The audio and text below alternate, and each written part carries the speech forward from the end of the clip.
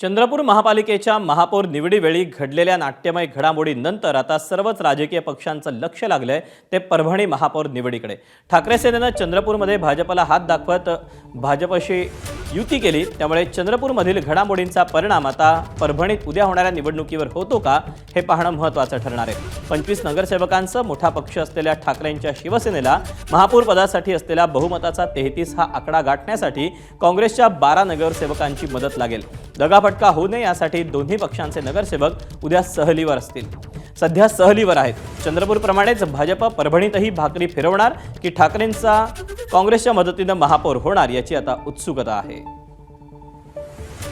बघा, तुम्ही पाहिलं असेल की आम्ही इथं परभणीमध्ये सोबत लढलो आणि आमचं ठरलं होतं की महापौरच्या वेळेस बैठक घेऊन चर्चा करायची आणि नंतर ठरवायचं। पण हे कालचं जे झालेलं आहे की शिवसेनेनं उभाटा गटाने काँग्रेसला सोडून भाजपसोबत हातमिळवणी केली आहे। त्या संदर्भात आमचे पक्षाध्यक्ष असतील, आमचे प्रभारी असतील, आमच्या जिल्ह्याचे नेते असतील, आमची गांभीर्यपूर्वक इथं मिटिंग सध्या सुरू आहेत, चर्चा सुरू आहेत। नाही, तो पक्षश्रेष्ठ जे आदेश देतील आम्हाला ते आम्हाला मान्य राहील। आमच्या जिल्ह्यामध्ये, आमच्या परभणी शहरामध्ये आम्ही काँग्रेस आणि आम्ही दोघांनी जॉईंटमध्ये इलेक्शन लढलं होतं। आमची निवडणुकी पूर्वचे गठबंधन होतं, त्यामुळं तिथं कुठं अडचण येईल असं माझ्या मनामध्ये किंतु परंतु नाही आहे। आम्ही काँग्रेसच्या नेत्यांशी संपर्कात आहोत। महापौर हे मशालीचाच होणार, याच्यात काही दुमत नाही। एबीपी माझा, उघडा डोळे बघा नीट।